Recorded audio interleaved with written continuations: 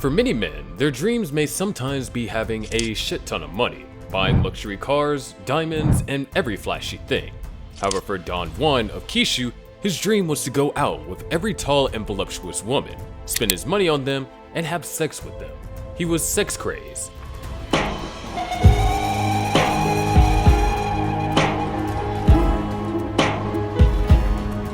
He had a very insatiable desire for sex. In his autobiography, he said, "I have no interest in cars or houses. Instead, I have a boundless desire to have sex with beautiful women. Some people may frown at my sense of relationships, but this is exactly why I've been working in various occupations and earning money. Everybody has a different dream. I don't feel guilty about anything." The reason why he became as successful and as influential as he did was to date as many attractive women as he could. Who would have thought that this sex-crazed business mogul would die from anything other than sex? I mean, who was this man? Kosuke Nozaki was a self-made businessman who grew up in a small remote town in Tanabe in western Japan. By the time he got to middle school, he realized schooling was not a path that would work for him. He dropped out and began to sell metal scraps, alcohol, and condoms. He did this for a while before finally hitting it big in real estate, a money-lending venture, and a chain of liquor stores. However, with the fact that he had amassed a fortune for himself, he had an insatiable thirst for sex. He made sure that he made enough money to fund the kind of life he wanted to live. What was the life? To have sex with any lady. His entire life revolved around women and sex. Nozaki was a highly controversial figure in Japan due to his outlandish pride in his dreams. This pride was particularly noteworthy as the culture in Japan is generally considered conservative. He was so proud of his dreams that he wrote an autobiography titled Don Juan of Kishu, the man who gave 3 billion yen to 4,000 beautiful women, in which he compared himself to the seducer of Seville. Nozaki gave men tips on how to stay fit and get with young women, like college students and flight attendants. He was also inspired to tell his story after one of the young women he dated stole almost $550,000 in cash and other valuables from him. Although the women who took the money got arrested, Nozaki did not press charges against her.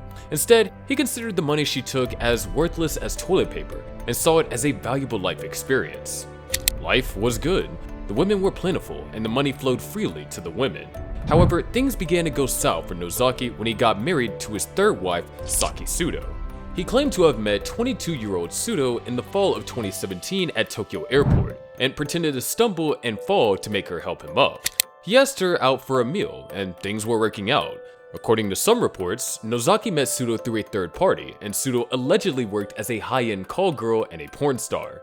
It is understandable why Nozaki would have chosen to keep this information secret because prostitution is illegal in Japan. When they started going out, Nozaki rented her a high-end apartment, a posh waterfront condo in Tokyo, and put her on a monthly allowance of $10,000. It was a whole new experience for Sudo, who used to attend a beauty school before delving into making porn videos and prostitution. The sex-crazed billionaire liked the tall, raven-haired beauty so much that he chose to wife her in February of 2018. He saw all the warning signs, or massive red flags, pointing out that Sudo was only going out with him for his money. He was so sure of the marriage that he said he was sorry for the 99% of people who wished for his marriage with Sudo to fall, but he was confident that she would keep him happy. However, Nozaki failed to notice Sudo kept the relationship a secret from her family and friends. They were unaware that she was seeing anyone, and even that she had gotten married to Nozaki. They also had no idea about her whereabouts and could not explain the source of her expenditures. The only information they had came from Sudo, who claimed that her wise real estate investments had yielded significant returns, which she used to fund her lavish lifestyle that she flaunted on social media.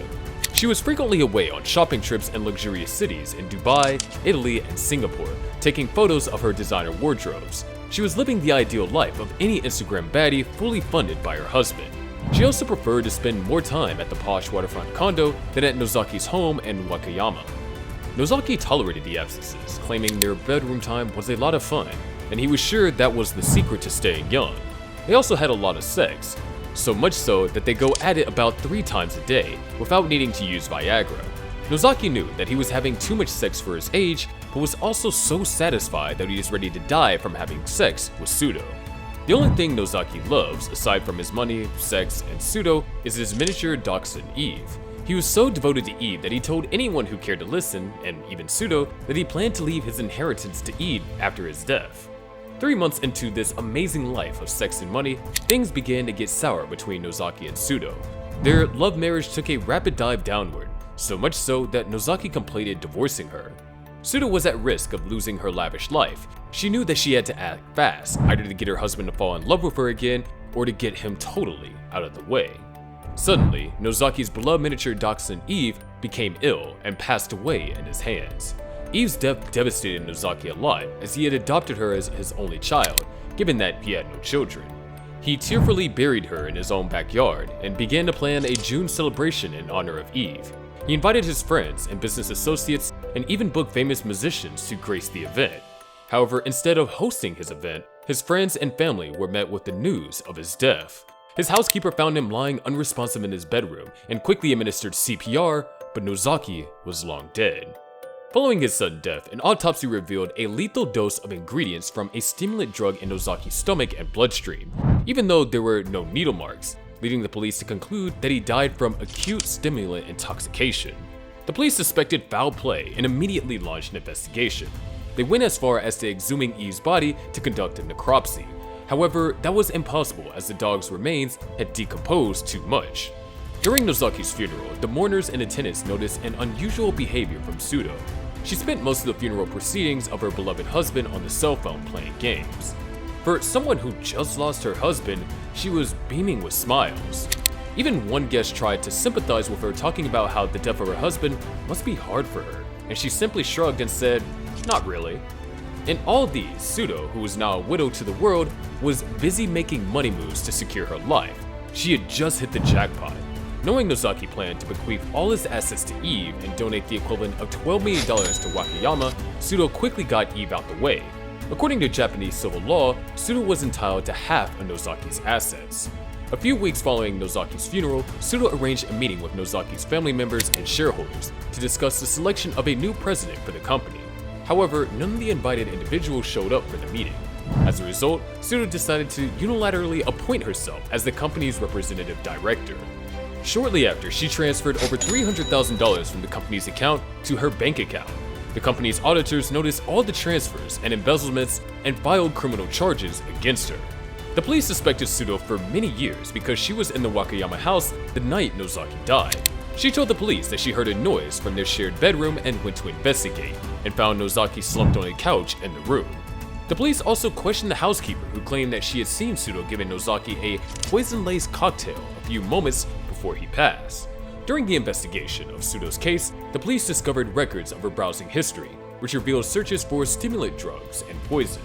Despite a thorough investigation, the police were unable to find any conclusive evidence linking Sudo to the death of her husband. However, in April 2021, police arrested Sudo in Tokyo and extradited her to Wakayama, where she was charged with murder. It is unknown whether investigators found any evidence, and justice does not seem imminent.